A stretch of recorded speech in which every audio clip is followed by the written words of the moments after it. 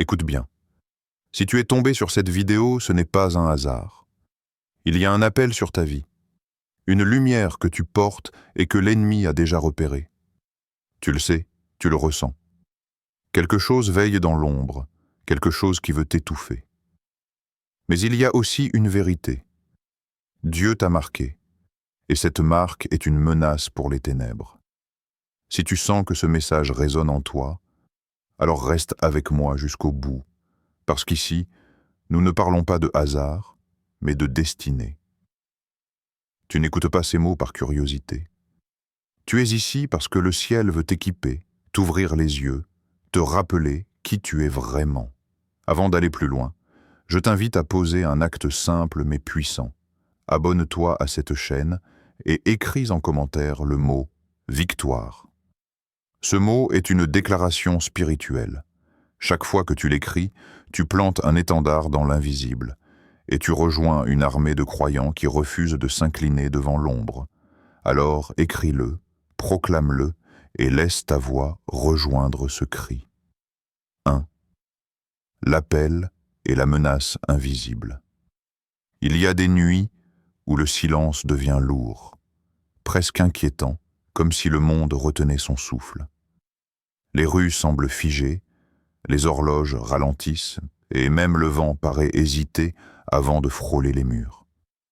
Dans cet épais voile nocturne, tu le sens. Quelque chose observe, quelque chose rôde, cherchant la moindre fissure dans ton âme. Ce n'est pas ton imagination. C'est la réalité spirituelle que la plupart refusent de voir. Dans l'invisible, des forces se meuvent comme des ombres affamées, chassant non pas au hasard, mais avec précision. Elles ne s'attaquent pas aux passants endormis dans leur insouciance, ni au cœur éteint par la résignation. Elles te cherchent, toi. Pourquoi? Parce que tu portes une marque. Cette marque n'est pas visible à l'œil nu. Elle ne brille pas comme un bijou autour de ton cou, ni comme un tatouage sur ta peau. Elle est gravée dans l'éternité, tracée par le sang de l'agneau immolé avant la fondation du monde. Les puissances des ténèbres la voient et tremblent, car elle signifie une appartenance.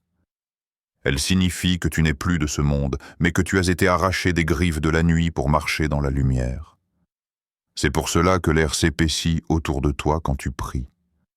C'est pour cela que des regards se posent sur toi avec inexplicable hostilité, même quand tu ne dis rien.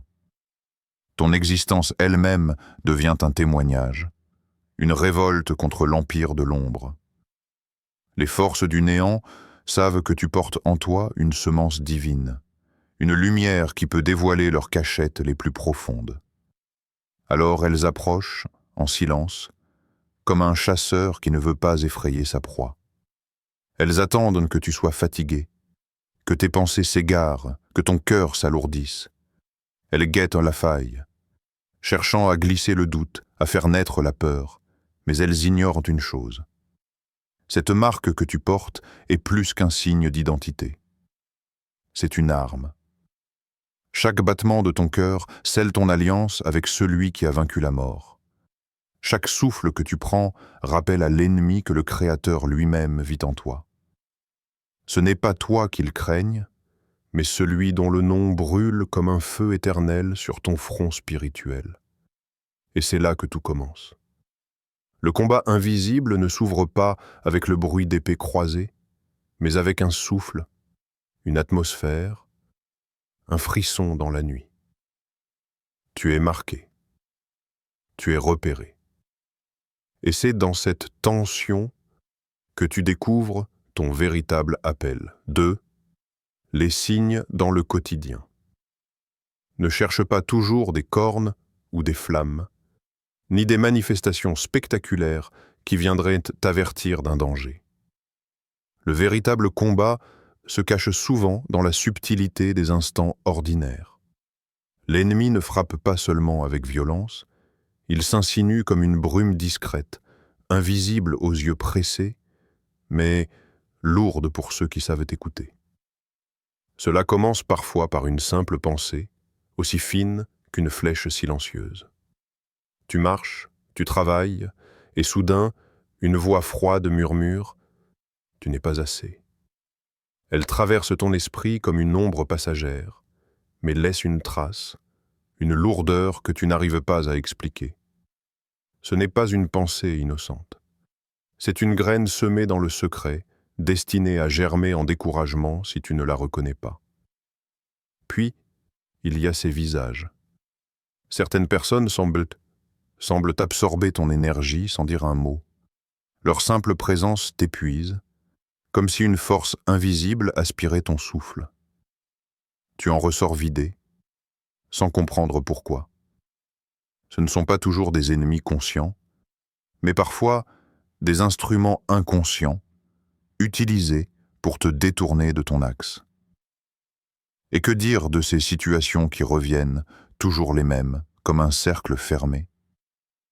Les mêmes obstacles, les mêmes contrariétés, la même lourdeur qui se répète, semaine après semaine. Rien n'est laissé au hasard. Ce sont des chaînes déguisées. En routine, des labyrinthes subtils pour user ton cœur, pour t'écarter du chemin tracé devant toi. Les signes de l'ennemi ne crinent pas, ils murmurent. Ils se cachent dans les petits riens. La fatigue qui pèse sans raison, l'ami qui t'entraîne vers le bas, le projet qui se bloque mystérieusement au moment décisif. Ces détails, accumulés, forment une toile que l'adversaire tisse patiemment autour de toi. Mais si tu sais regarder, tu reconnaîtras les empreintes. C'est une pression soudaine sur ton esprit, comme une main invisible qui tente de te courber. C'est une atmosphère lourde qui s'installe sans explication, une tension dans l'air que tes sens captent avant même que ton esprit ne comprenne. Ce ne sont pas des hasards, ce sont des signaux. Le monde spirituel ne laisse jamais ses traces au hasard. Là où la paix s'efface soudainement, là où la clarté se brouille, là où l'amour se refroidit, tu peux discerner la main qui agit dans l'ombre.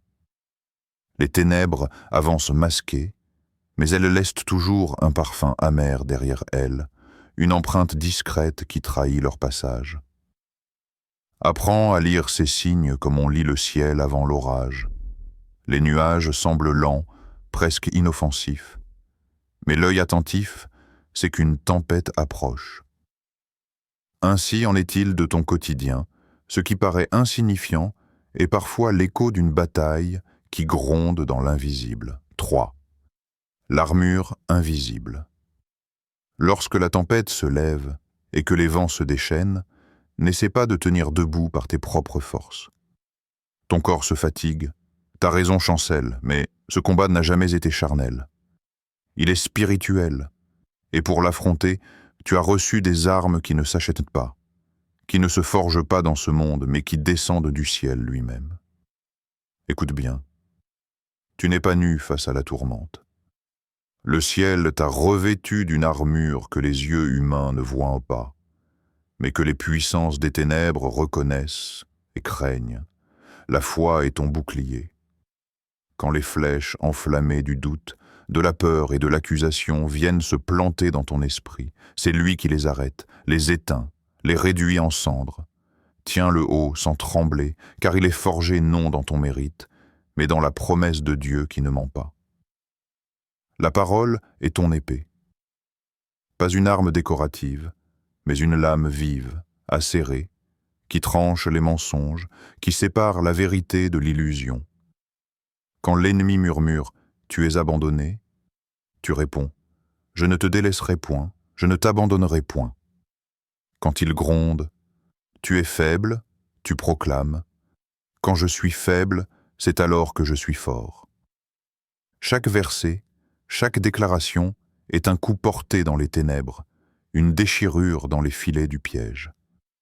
La prière est ton souffle brûlant, pas une simple habitude, pas des mots répétés mécaniquement, mais un feu qui jaillit de ton intérieur et monte comme une flamme vivante vers le trône. Chaque prière sincère consume les pièges, fait reculer les ombres, ouvre des chemins là où il n'y avait que murs. La prière n'est pas un murmure fragile, Elle est le rugissement du lion de Juda qui résonne à travers toi. Et ton cœur, oui ton cœur, devient une forteresse vivante. Non pas un abri fragile que la peur peut renverser, mais un bastion scellé par l'Esprit de Dieu. Chaque fois que tu proclames « Le Seigneur est ma lumière et mon salut », de qui aurais-je crainte? Les murs de l'ennemi tremblent, car ce n'est pas ta voix qui parle, mais celle du roi qui habite en toi. N'oublie jamais, tu n'es pas un soldat démuni. Tu es un guerrier céleste. Tes mains sont nues aux yeux du monde, mais dans l'invisible, elles tiennent le bouclier, l'épée et le feu. Revêt-les chaque jour, car c'est ainsi que tu tiens ferme quand tout vacille autour de toi. 4. La lumière qui dérange. Il suffit d'une seule flamme, minuscule et vacillante, pour troubler le règne absolu des ténèbres. Une chandelle, à peine allumée, brise la tyrannie de l'obscurité la plus épaisse. Cette flamme, c'est toi. Elle n'est pas née de toi, mais déposée en toi. Un feu céleste, confié à ton âme comme une étincelle inextinguible, une braise qui ne s'éteint pas. Lorsque tu entres dans une pièce, même sans prononcer un mot, l'air change. Certains respirent plus librement, comme si un fardeau invisible venait de se lever. D'autres, au contraire, se crispent, se détournent, irrités sans raison. Ils ne savent pas pourquoi ton regard les dérange, pourquoi ton silence les met mal à l'aise. Mais dans l'invisible, tout est clair. Ta lumière révèle. Car la lumière ne se contente pas de briller, elle dévoile. Elle arrache les voiles, expose ce qui grouille dans les recoins obscurs. Les masques tombent, les illusions se dissipent et les vérités enfouies remontent à la surface. Voilà pourquoi ta présence seule dérange. Tu es comme une torche dans une caverne où beaucoup se sont habitués à vivre aveugles. Les ombres n'ont pas peur de l'obscurité, elles s'y complaisent. Elles signent la lumière, car elles révèlent ce qu'elles dissimulent depuis toujours. Chaque sourire que tu offres, chaque parole de vérité que tu prononces, chaque silence habité par la paix de Dieu est comme un rayon qui pénètre leur cache. Tu ne le vois pas toujours, mais dans l'invisible, ton éclat fait trembler des forteresses. C'est pour cela que les ombres veulent t'éteindre. Elles n'attaquent pas ta force physique, mais ta flamme. Elles cherchent à l'étouffer par le découragement, à l'affaiblir par l'isolement, à la recouvrir de doutes. Elles savent qu'un cœur éteint ne rayonne plus, mais ce feu ne vient pas de toi. Il vient de celui qui est la lumière du monde. Et rien, ni la haine, ni la peur, ni les chaînes ne peut l'éteindre, souviens-toi. Une seule flamme peut illuminer toute une vallée plongée dans l'ombre. Ta lumière est plus qu'un éclat personnel. Elle est un signal, un phare, un témoin. Elle attire les cœurs perdus et expose les ténèbres tapies. Tu es à la fois refuge pour les âmes blessées et menace pour les puissances de l'ombre. Alors ne t'étonne pas des réactions contradictoires. Les uns viendront à toi comme des naufragés vers un phare. Les autres te rejetteront comme on fuit une vérité trop tranchante. Mais dans les deux cas, souviens-toi, tu es porteur de lumière. Et tant que tu brilles, les ténèbres ne peuvent plus régner en silence. 5. Le champ de bataille intérieur. Le premier assaut ne retentit pas au dehors. Il ne se voit pas dans les gestes ni dans les murs qui tremblent. Il commence là où personne ne regarde, dans le silence de l'esprit. Les batailles les plus féroces ne s'entendent pas à l'oreille. Elles résonnent dans les pensées. C'est une guerre d'échos et de murmures. Une voix s'élève, froide, tranchante. Tu n'es pas assez. Elle se faufile comme une lame invisible entre les failles de ta confiance. Elle ne crie pas, elle chuchote, mais ce chuchotement s'amplifie, grandit, jusqu'à peser lourd comme une montagne. Puis, une autre voix, glaciale, plus sournoise encore, tu es seul.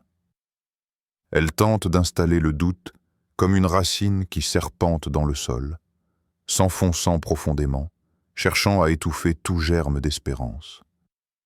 Ces voix ne sont pas des pensées ordinaires. Elles sont des flèches, soigneusement tirées pour atteindre ton cœur. Elles veulent redessiner ton identité, te convaincre que tu n'es qu'une ombre perdue. Elles veulent que tu oublies qui tu es et, surtout, à qui tu appartiens. Mais dans ce tumulte intérieur, il y a une autre voix. Elle n'arrive pas avec fracas, mais avec une autorité douce et inébranlable. Elle ne se répand pas comme un poison, elle descend comme une pluie claire. Elle dit « Je ne t'abandonnerai jamais ». Une parole ancienne, éternelle, inscrite dans les Écritures et gravée dans l'éternité. Chaque fois que tu la saisis, elle agit comme une épée. Elle fend l'obscurité des mensonges, elle repousse les assauts invisibles. Car c'est ainsi que tu combats, non pas en discutant avec les ténèbres, mais en proclamant la lumière. Chaque verset que tu rappelles devient une lame étincelante. L'Éternel est mon berger, je ne manquerai de rien. Et la voix du manque se tait. Si Dieu est pour moi, qui sera contre moi? Et la voix de la peur recule. Rien ne pourra me séparer de son amour. Et la voix de l'abandon s'effondre. Le champ de bataille intérieur est un théâtre silencieux où chaque pensée est une arme. Tu ne peux empêcher les flèches d'être tirées, mais tu peux choisir ton bouclier. Tu ne peux interdire aux mensonges de chuchoter, mais tu peux décider quelle voix tu crois. C'est dans ce choix que réside ta victoire. Et chaque fois que tu choisis la vérité, quelque chose bascule. Les ombres perdent du terrain, le ciel se rapproche de ton esprit. Et ton âme apprend que même dans le silence le plus oppressant, une promesse résonne plus fort que toutes les menaces. Je suis avec toi, tous les jours, jusqu'à la fin du monde. 6. Les figures du combat. Rappelle-toi David face aux géants. Le soleil frappait la vallée, et le bruit des armées résonnait comme un tonnerre retenu. Les soldats d'Israël tremblaient, incapables de soutenir le regard du colosse. Mais au milieu d'eux se tenait un enfant, sans armure, sans épée, portant seulement une fronde et 5 pierres polies par l'osseau. Ce n'était pas son bras qui portait le poids du combat, mais sa foi. Il courut, il lança une seule pierre, et le colosse s'effondra. Là où tous voyaient une défaite assurée, Dieu avait préparé une victoire éclatante. Souviens-toi de Daniel dans la fosse aux lions.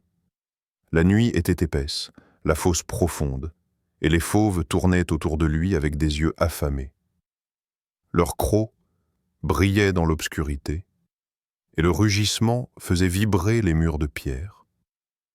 Mais alors que tout annonçait une fin sanglante, une main invisible se posa sur ces bêtes. Leurs gueules se fermèrent, et leurs rugissements se muèrent en silence. Daniel resta debout, indemne, parce que Dieu avait envoyé son ange. Les lions étaient bien réels, mais la puissance de l'Éternel l'était davantage. Écoute encore le chant de Paul et Silas dans l'obscurité des chaînes. Leurs poignets portaient en les marques du fer, leur corps était meurtri par les coups.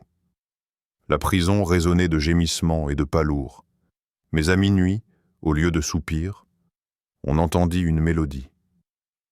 Ils chantaient, des hymnes montaient, perçant les voûtes de pierre, montant jusqu'au ciel. Et soudain, la terre trembla, les murs se fissurèrent, les portes s'ouvrirent, les chaînes tombèrent. Non pas par la force des bras, mais par la puissance d'une louange qui secoue les fondations mêmes des ténèbres. Vois comme Dieu agit. Ce ne sont pas les armes humaines qui écrasent l'ennemi. Ce n'est pas la taille, ni la puissance, ni la stratégie des hommes. Ce sont des cœurs ancrés en Dieu, des âmes qui refusent de fléchir, des voix qui proclament la vérité quand tout hurle le contraire. David, Daniel, Paul, Silas, Aucun d'eux n'était invincible. Tous étaient vulnérables aux yeux du monde. Mais tous avaient une certitude plus forte que la peur. L'Éternel combat pour ceux qui lui appartiennent. Et cette certitude transformait leur faiblesse en victoire, leur fragilité en triomphe. Alors l'histoire se répète aujourd'hui. Les géants se dressent encore, les lions rôdent encore, les chênes tintent encore dans les ténèbres. Mais comme eux, tu n'as pas besoin d'être invincible. Il te suffit d'être ancré. Et là où l'homme voit un enfant fragile, un prisonnier, une proie, le ciel voit déjà un vainqueur. 7. Le feu qui forge. Chaque coup que tu subis n'est pas une défaite. Il est le son métallique du marteau frappant le métal incandescent. L'ennemi croit te réduire en éclats, mais chaque frappe, chaque douleur, chaque pression est une étape du façonnage. Tu n'es pas détruit, tu es forgé. Imagine l'atelier du forgeron céleste. Le feu rugit dans la fournaise, les flammes lèchent le métal jusqu'à le rendre incandescent. Le fer brut, informe, n'a pas encore de valeur. Mais placé dans la fournaise, il se ramollit, devient malléable. C'est dans la chaleur que commence la transformation, ainsi en est-il de ta foi. Ce n'est pas dans le confort qu'elle grandit, mais dans la fournaise des épreuves. Puis vient le marteau. Le choc résonne, brutal, répétitif. Le métal se tord, se plie, s'étend sous la main du maître. L'ennemi croit que ses coups sont des destructions, mais ils sont des modelages. Chaque coup te donne une forme nouvelle. Chaque impact arrache l'excédent, polit les arêtes, prépare le tranchant. Ce qui semble une violence est en réalité une précision. Le forgeron céleste ne fabrique pas des jouets. Il ne façonne pas des objets fragiles, décoratifs, bons à être exposés sur une étagère. Non, il façonne des armes, des lames capables de traverser l'ombre, de fendre les mensonges, de tenir dans la bataille. Et pour forger une arme, il faut le feu, il faut le marteau, il faut la répétition des coups. Regarde bien. Plus le métal essaie frapper, plus il devient solide. Plus il est plongé dans le feu, plus sa résistance augmente. Chaque passage dans la fournaise scelle en toi une dureté sainte, une endurance que rien ne pourra briser. Le feu de l'épreuve ne vient pas pour t'anéantir, mais pour t'élever. Et lorsque le maître lève enfin les yeux sur son œuvre, ce qu'il tient dans ses mains n'a plus rien à voir avec le morceau brut du début. Là où il y avait fragilité, il y a force. Là où il y avait un bloc informe, il y a une arme fine, affûtée, éclatante. Ainsi le ciel te regarde. Les cicatrices que tu portes ne sont pas les marques d'une défaite, mais les signatures de ton façonnage. Tes larmes sont les gouttes d'eau qui ont refroidi ton acier. Tes combats sont les coups de marteau qui ont affûté ta lame. Et ton éclat aujourd'hui est la preuve que tu as traversé le feu sans être consumé. Tu n'es pas une pièce cassée. Tu es une arme de lumière, forgée pour la bataille, façonnée pour la victoire. 8. Le repos qui devient arme. Parfois, la victoire ne se conquiert pas par des coups d'épée, ni par des cris de guerre. Elle s'obtient dans le silence. Un silence qui n'est pas vide, mais habité. Un silence où le cœur cesse de se débattre et s'incline doucement devant celui qui détient toute puissance. Un souffle, rien de plus. Et pourtant, ce souffle porte plus de force que 1000 armées. C'est dans ce repos profond que Dieu dépose une paix qui défie le tumulte.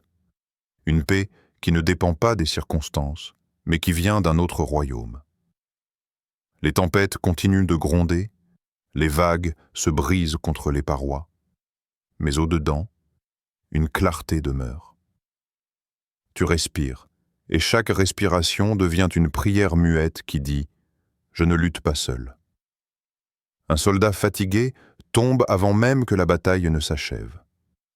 Mais un soldat reposé, un soldat qui a trouvé refuge dans l'ombre du Très-Haut, renverse des murailles, par sa seule endurance. car le repos n'est pas une fuite, il n'est pas une démission. Le repos est une arme. Un cri silencieux qui traverse l'invisible et déclare « La bataille est au Seigneur ». Souviens-toi d'Élie, accablé sous le genêt. Son corps tremblait, son âme voulait tout abandonner. Mais un ange vint, non pas avec une épée, mais avec du pain et de l'eau. « Lève-toi et mange, car autrement le chemin serait trop long pour toi. » Ce repos nourri par Dieu a donné au prophète la force de continuer 40 jours et 40 nuits. Le repos n'était pas la fin de sa mission. Il était la clé pour l'accomplir. Souviens-toi de Jésus, au milieu de la tempête. La barque tanguait, les vagues se déchaînaient, les disciples criaient de peur. Et lui dormait, non pas par inconscience, mais par confiance. Son repos proclamait déjà la victoire sur les flots. Son calme n'était pas une faiblesse, il était une autorité silencieuse. Et quand il s'est levé, ce n'est pas une lutte qu'il a livrée, mais une parole qu'il a soufflée. Silence, tais-toi. Et le vent obéit. Le repos que Dieu donne agit comme une forteresse invisible. Dans le tumulte, il te garde. Dans le chaos, il te stabilise. Dans l'attente, il te fortifie. Chaque fois que tu refuses de céder à la panique, chaque fois que tu choisis de demeurer tranquille dans sa présence, tu opposes à l'ennemi une arme redoutable, la paix de Dieu qui surpasse toute intelligence. Car les ténèbres ne savent pas quoi faire face à une âme paisible. Elles crient, elles frappent, elles agitent des tempêtes. Mais une âme reposée reste inébranlable et son silence résonne comme une victoire déjà proclamée. Tu viens d'entendre des vérités que l'ennemi aurait voulu te cacher. Tu sais maintenant que tu n'es pas une proie, mais un guerrier, que chaque attaque contre toi n'est pas un signe de faiblesse, mais la preuve que tu es dangereux pour les puissances de l'ombre. Mais souviens-toi, la lumière ne reste pas silencieuse. Elle brille, elle se répand, elle rallume d'autres flammes. Et ta victoire personnelle est un témoignage qui en libérera d'autres. Voilà pourquoi ce combat n'est pas seulement le tien. Il est celui de tous ceux qui marchent encore dans l'obscurité, attendant de voir une lumière. Alors si ce message a touché ton cœur, si tu as senti ce feu brûler en toi, fais 2 choses maintenant. Abonne-toi pour ne manquer aucun mot de vérité et écris en commentaire le mot « victoire ». Pas comme un geste banal, mais comme une arme spirituelle. Ce mot est une proclamation, un cri qui dit « Je marche dans l'autorité que Dieu m'a donnée ». Écris-le, proclame-le, et ensemble, nous allons faire trembler les murs des ténèbres.